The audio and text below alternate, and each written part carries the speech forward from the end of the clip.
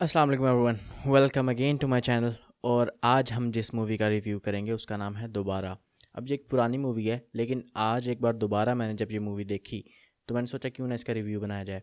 और ये मूवी मतलब बहुत अच्छी मूवी है, लेकिन सबसे बड़ी बात यह है कि ये छापा है। तो एक बार फिर से बॉलीवुड ने छापा मारा एक इंग्लिश मूवी का जिसका नाम है मिराज। अब मिराज मूवी किसकी है? मनी हाइस्ट के जो प्रोफेसर हैं उन्हीं की मूवी है ये मिराज। और ये नेटफ्लिक्स पे अवेलेबल भी है और दोबारा भी नेटफ्लिक्स पे अवेलेबल है। अब मैं ये मूवी का रिव्यू क्यों बना रहा हूँ? अगर ये छापा है तो वो मैं इसलिए बना रहा हूँ क्योंकि कभी भी मैं कोई भी मूवी डबिंग के साथ देखना प्रेफर नहीं करता, और मैं किसी को सजेस्ट भी नहीं करता कि डबिंग के साथ देखो। अगर वो ओरिजिनली मूवी इंग्लिश में है और आप चाहते हैं कि आप हिंदी में देखें तो आप मिराज ना देखें, आप दोबारा देखें। क्योंकि जब भी आप किसी भी लैंग्वेज में से किसी भी लैंग्वेज में कन्वर्ट करते हैं ना, किसी मूवी को ट्रांसलेट करते हैं, तो उसके बहुत सारे एक्सप्रेशंस बिगड़ जाते हैं। जैसे कि अगर हम मोला जट में जो नूरी नाथ कहता है नवा है सोनिया, अगर हम नवा है सोनिया को इंग्लिश में ट्रांसलेट करें या इंग्लिश में छोड़ें उर्दू में भी ट्रांसलेट करें, तो क्या वो एक्सप्रेशन हम एग्जैक्टली सेम उस तरह से दे सकते हैं? कभी भी नहीं। तो हम क्या करते हैं, हम ओरिजिनल जिस लैंग्वेज में वो मूवी बनी है उसी लैंग्वेज में देखनी चाहिए, ताकि हम उसके हर एक्सप्रेशन को, हर छोटी से छोटी डिटेल को समझ सकें। तो अगर आपने मिराज नहीं देखी और आप हिंदी या उर्दू में मूवीज़ देखना प्रेफर करते हैं तो फिर आप मिराज देखें भी ना, आप दोबारा देखें। तो अब सबसे पहले हम दोबारा के प्लॉट पे आते हैं। ये एक साइकोलॉजिकल सस्पेंस मूवी है, और हम अक्सर औकात अपनी लाइफ में सोचते हैं कि यार अगर मुझे मौका मिले ना, मैं अपनी ज़िंदगी में पीछे जाके वो छोटी सी चीज़ चेंज कर दूँ। तो बस इस मूवी में यही हुआ। इस मूवी की जो मेन एक्ट्रेस हैं वो है तापसी। और तापसी ने बेसिकली क्या किया है कि वो जिस घर में शिफ्ट हुई होती है ना, उस घर में 12 साल पहले एक बच्चा एम्बुलेंस के साथ उसका एक्सीडेंट हुआ होता है और वो मर गया होता है। और उससे पहले वो बच्चा टीवी में अपने आप को रिकॉर्ड कर रहा होता है। तो तापसी के सामने वो टीवी में आता है, साइंस फिक्शन थोड़ा सा यहाँ से सीन हुआ है। तापसी के सामने वो आता है और वो उस बच्चे को रोक देती हैं कि तुम बाहर ना जाना वरना तुम्हारा एक्सीडेंट होगा और तुम मर जाओगे। अब यहाँ से चुटकी बजती है और जब तापसी उठती हैं तो उनकी लाइफ पूरी बदल गई होती है। इतना सा चेंज किया, और वो भी अपनी लाइफ में नहीं, 12 साल पहले अपने टाउन के एक बच्चे की लाइफ में चेंज किया।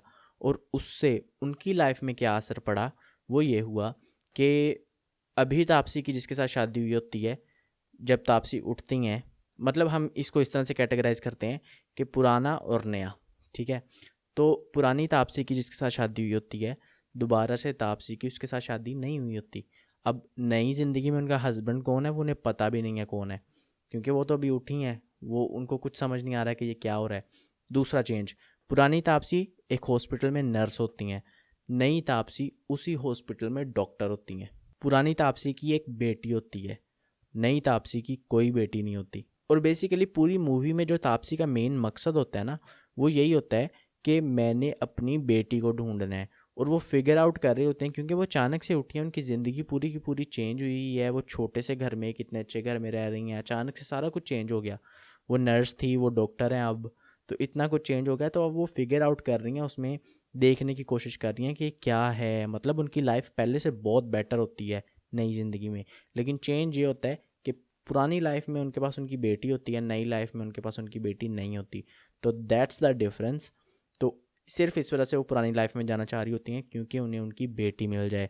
अब उनकी बेटी कोई बहुत छोटी नहीं होती, वो मतलब 5-6 साल की होती है। तो अब 5-6 साल के बच्चे के साथ आपकी एक बहुत अच्छी अटैचमेंट होती है। तो जाहिर है वो एकदम से गायब हो जाए तो बंदा मतलब क्या हुआ है ये। तो वो तापसी जो होती हैं वो अपनी बेटी को ही ढूंढ रही होती हैं।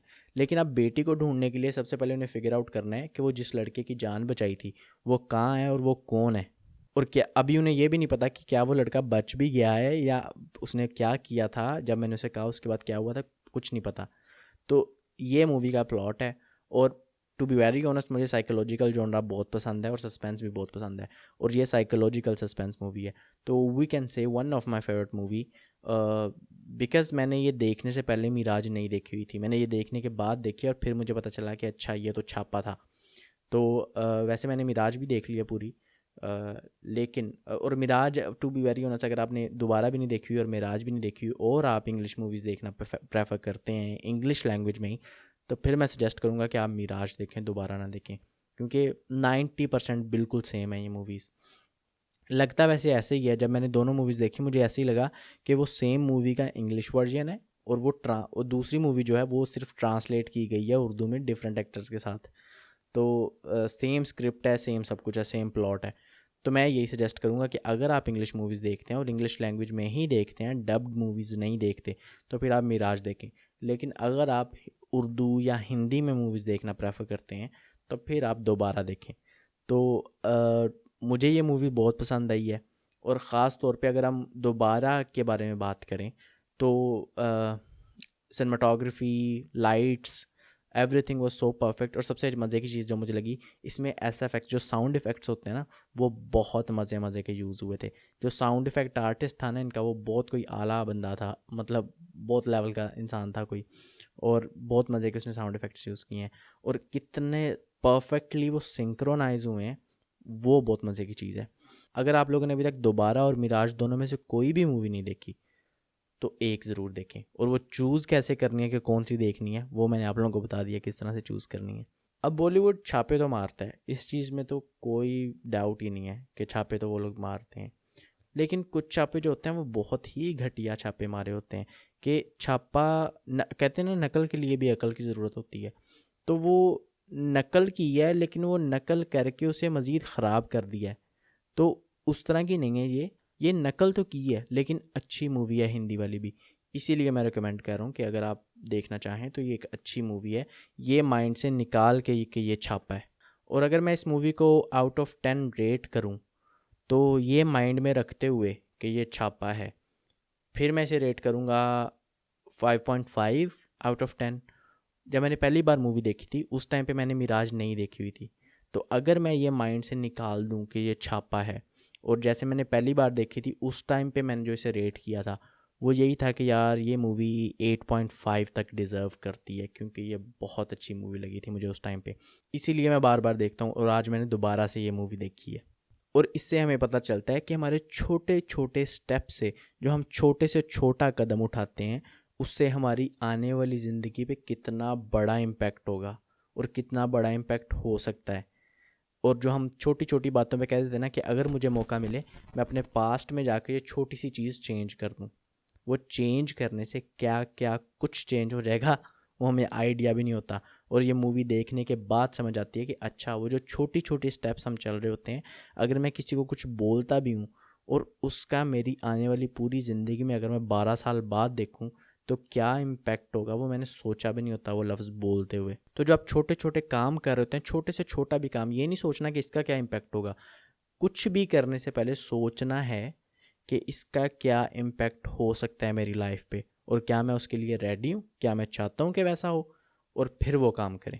Thank you so much. मैं इस तरह ही पुरानी मूवीज़ के भी कुछ, मतलब क्योंकि मैं बहुत टाइम तक चैनल पे एक्टिव नहीं था तो उस टाइम पे मैं मूवीज़ तो देख रहा था, तो मैं कुछ पुरानी मूवीज़ के भी और कुछ नई मूवीज़ के भी रिव्यूज़ लेके आता रहूँगा।